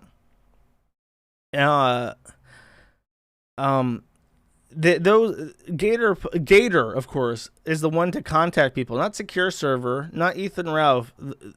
Gator is the one to contact people and tell them that that their accounts were compromised. And this is a big deal because all the passwords were apparently decrypted. I thought it was a rainbow table. I guess it's just two-way encryption that was broken. That means that any other account, a lot of people don't do this, don't use password managers, but any other account that uses that password is also vulnerable. So if you have other accounts with that same email address or other email addresses that people can find for whatever reason, and you use the same exact password there too, hackers can break into that. And of course, all this information gets pulled into hacking websites that collect breach data. And then you have people whose career is to literally aggregate this information, who don't have a vendetta against Ralph, who don't care about Secure Server. They're literally just people from Russia or China or the DPRK who are just looking for easy fraud targets to make money with. North Korea has literal government hacking groups that just do commercial fraud for money. They make money for the state by just hacking shit like Indians or Nigerians would. So all this information gets dumped out there, and that's not good for his audience. And what you want to do is get out there front and center, know exactly what's happened and what exactly to do. You want someone who is actually educated in this matter to tell the people and to be respectful of them and their privacy and be upfront with them by telling them that they've been compromised. So, of course, Secure Server got out in front of it and messaged everybody and said, this is what happened, this is what you should do, and it was good advice, and it was well received. Or Gator comes out, Gator comes out, and instead of Ethan Ralph, instead of Secure Server, he writes this fucking email. You are receiving this email because you are a member of the Killstream.tv website. I'm assuming that's an automated thing from their system. So we just sent this message from the Secure Server web admin. Hey guys, it's me, Gator. Excellent professional message. Start out with a meme. It's me, Gator. Of course. I remember that. I was there for that stream even. That's very funny. I'm laughing. Great job, Gator, referencing that meme. Wow, I can't wait to read this funny email from my favorite creator, Ethan Ralph. I can't wait to hear what funny things they have to tell me today. The actual Gator this time. Oh, he followed it up. He nailed it. He landed that one. So as many of you were aware, back in August, the Secure Server went back in August. You mean a month ago, bro? Not too long ago. Less than 60 days ago.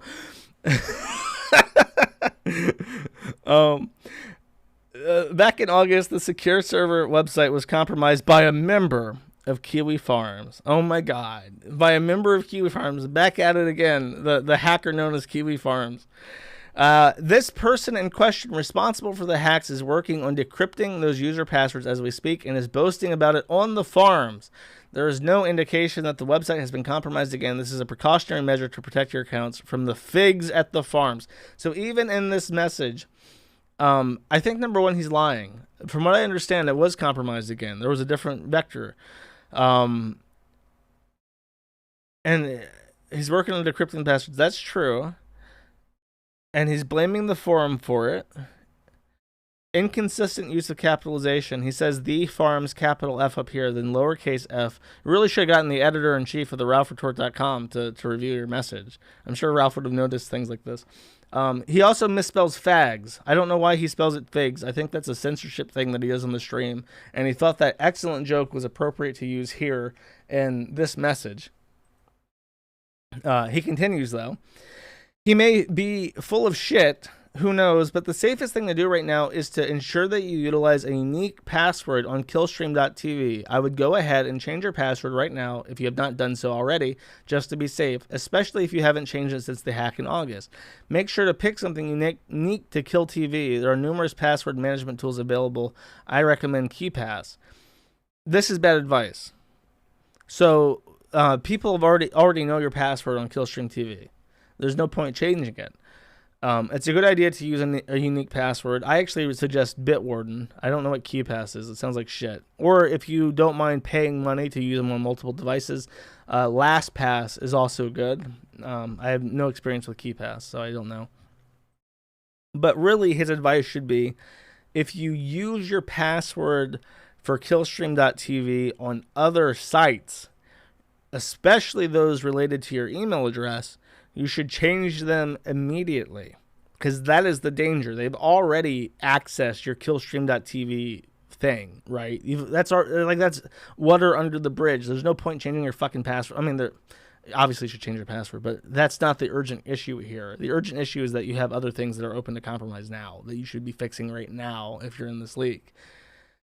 I will try to reply as best as I can for those concerned, but please remember, I'm sending this email out to 500 people. Wow, 500 people. That's a lot. That's a lot, Gator. I don't know. I don't think I could ever manage dealing with emails to 500 people. That's a lot, dude. I'll try to reply to this as best I can for those with concerns, but please remember I'm sending this email. Oh, I already read that.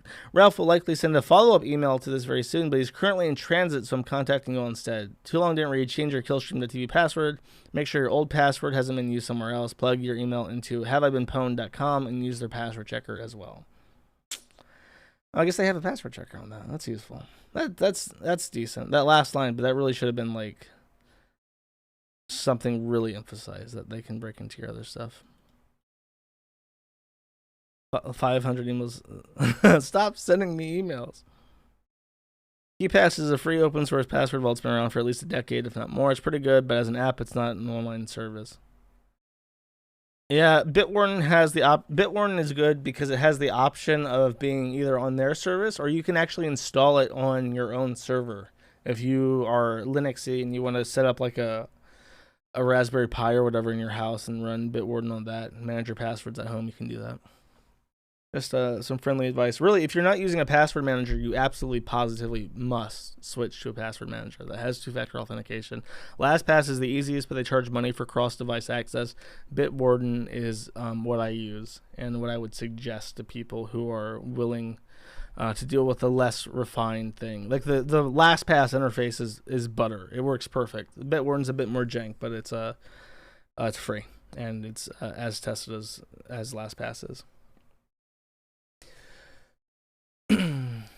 Zidane left for a lot less of this bullshit. Gator deserves better. Gator deserves exactly what you get. You get what you fucking deserve, my friend. Gator has no self-respect.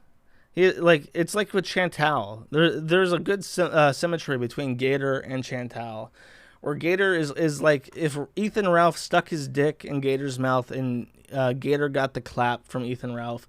he would sit there and think like, well, what am I going to do? Am I going to leave now? Am I going to leave Ralph and tell people that he face fucked me and gave me gonorrhea? It's already too late. I guess I'll just keep being Gator of the kill stream for the rest of my fucking life until my disease eats away at my brain and I die. Like, that's Gator's life. He gets exactly what he deserves. They're both fat, yes.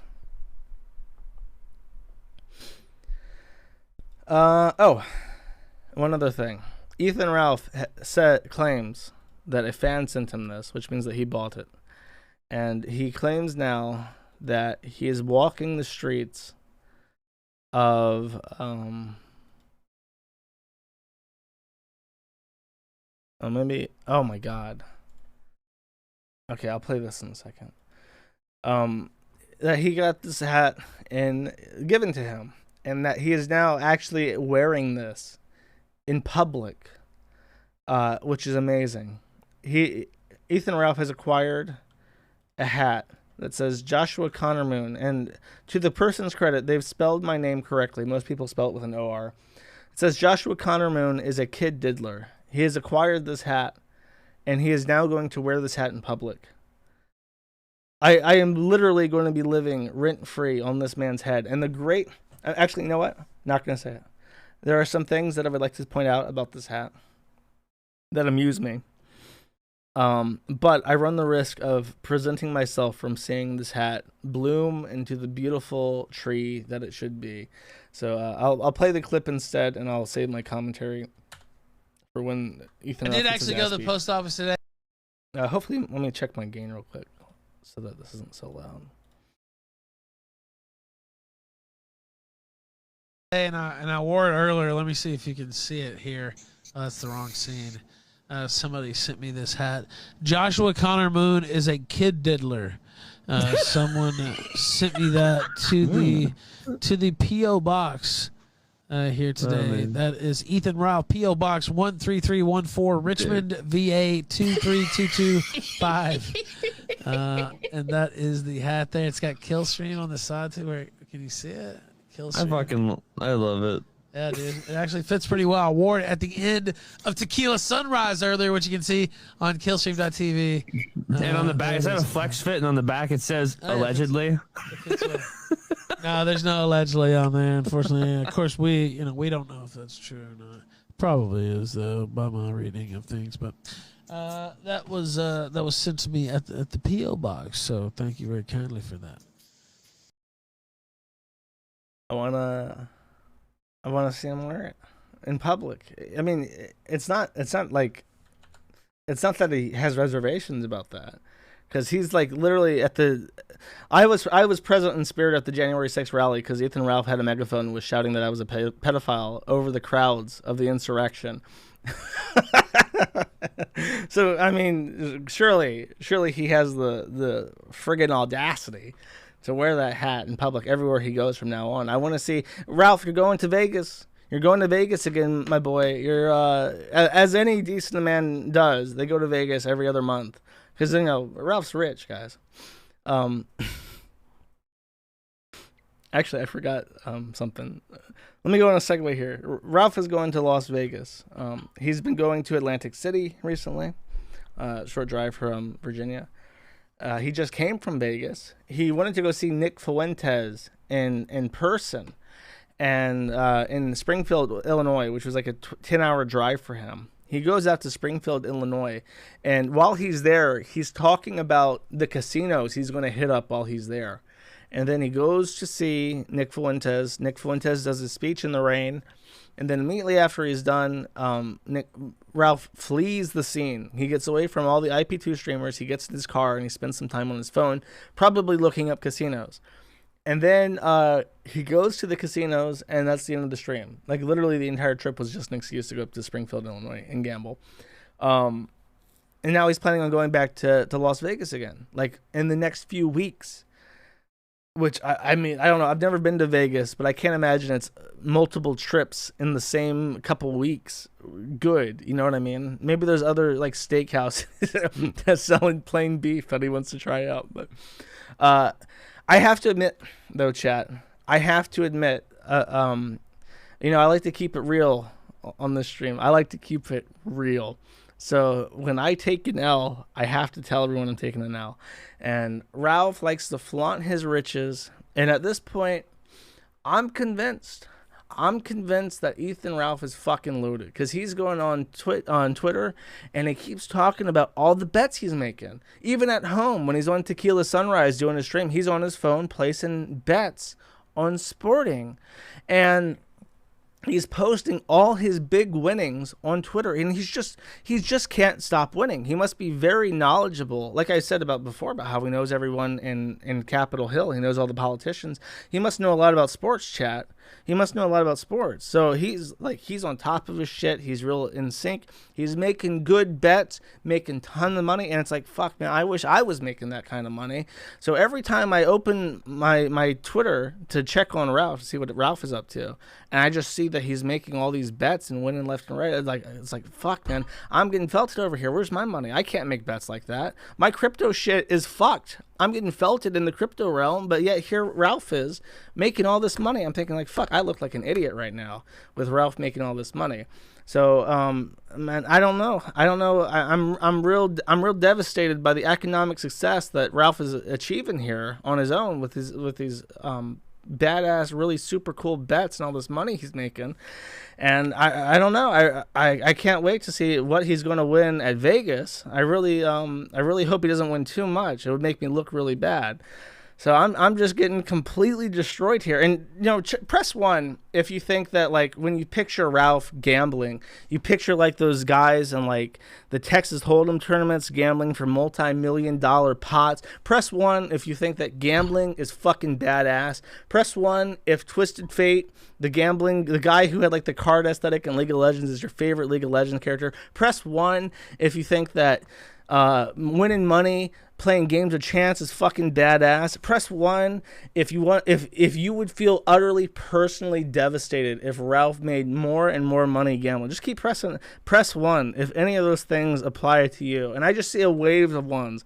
I'm seeing so many people dishing out so many ones that it's just unbelievable to me. Everyone here, all 1,900 people watching this pretty much, would feel utterly fucking destroyed and felted and proven wrong about Ethan Ralph if he just kept winning more money at the table and on those bets, those online bets.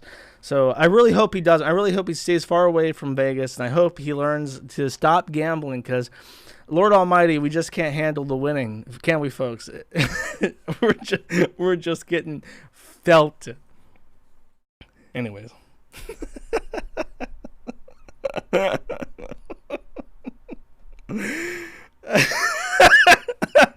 Here, this is the guy at the this is the guy at the, oh god, where did I put it? I downloaded it somewhere now. I can't find it. I need it to make my point, though. Put in videos. I know where videos is at. This is the guy right here. And he's got those shades on. This is the man who's taken home the big prize money at the Texas Hold'em tournament. You can't felt this man. He's a winner. He's a high roller.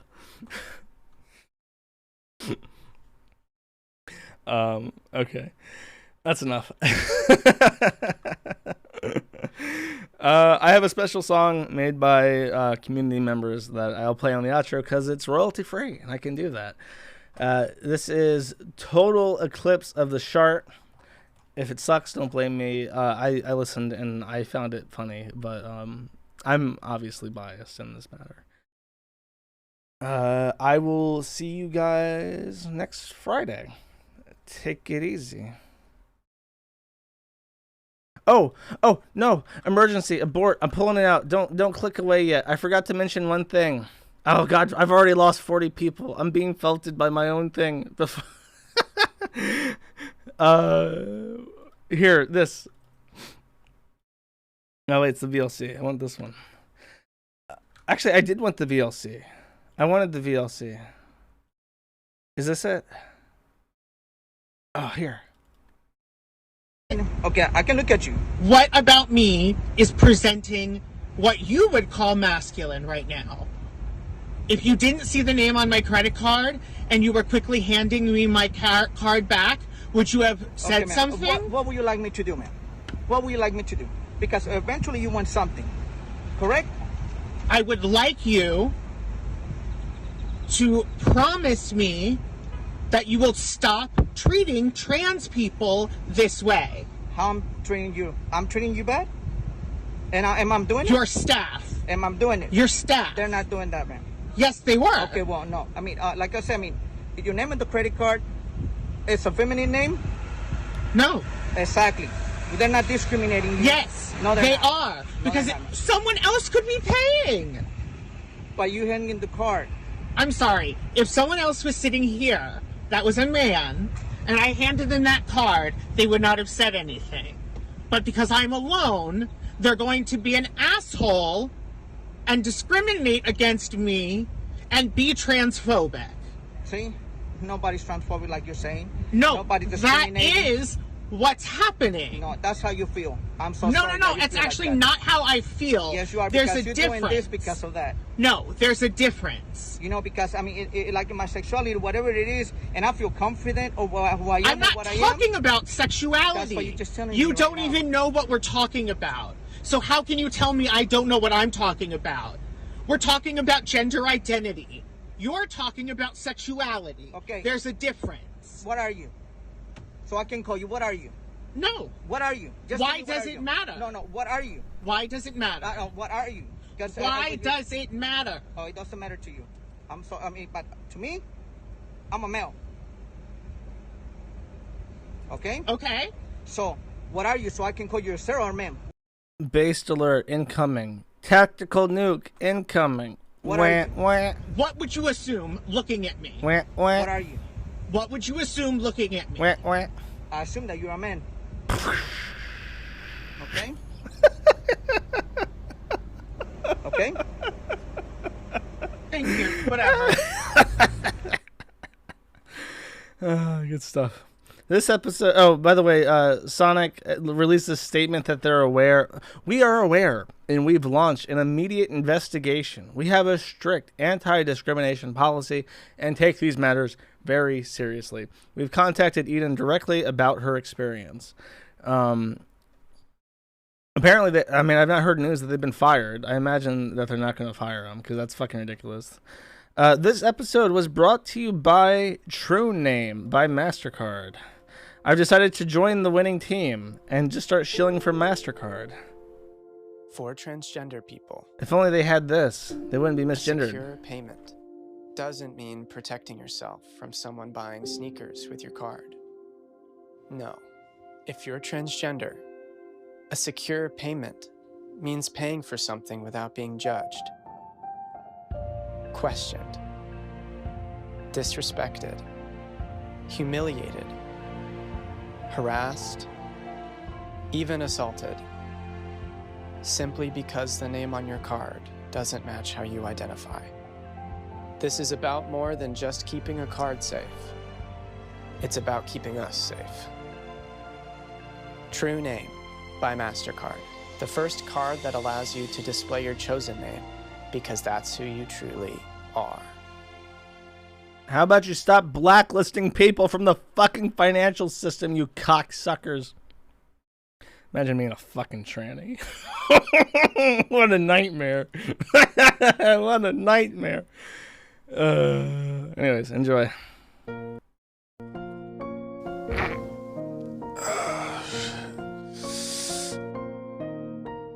Turning brown. Every now and then I look at Twitter and see a mail all around. Turning brown. Every now and then I'm psychologically broke and I'm getting spit on by all of my peers. Turning brown. Every now and then I get a little bit nervous that domestic kills 2 years have gone by. Turning brown. Every now and then I get a little excited when I see a burger bite on the ground. Make that sound brown eye. Every now and then I'm gonna fart. Make that sound brown eye. Every now and then I rip a shark. Brown. Every now and then my horse gets feelings. It's creepy masturbating to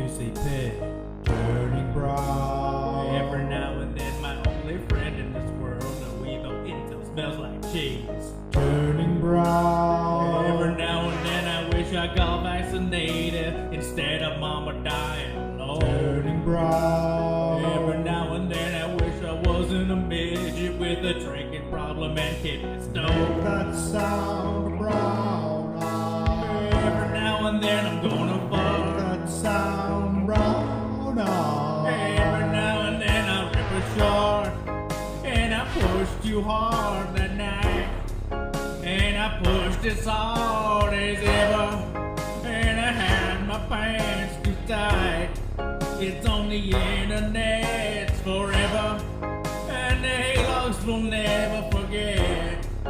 Josh Moon always is wrong. I'll burn every fucking bridge far and wide. Even bastardize my son just to spite the child bride. The child bride. Don't know what to do. I'm always ripping shards. An alcoholic powder keg my assholes to spark. I'm really seething tonight. Ricardo's gonna start a fight. Draxel's gonna fuck his wife. Once upon a time, Jim called into my show. Haylogs vacate perfect marks. Since Ronald's turned me gay, whenever I'm tipsy, I shark.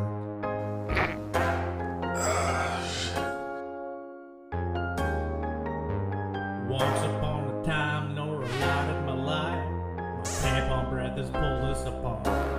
I know it's not poo, a total eclipse of the shark.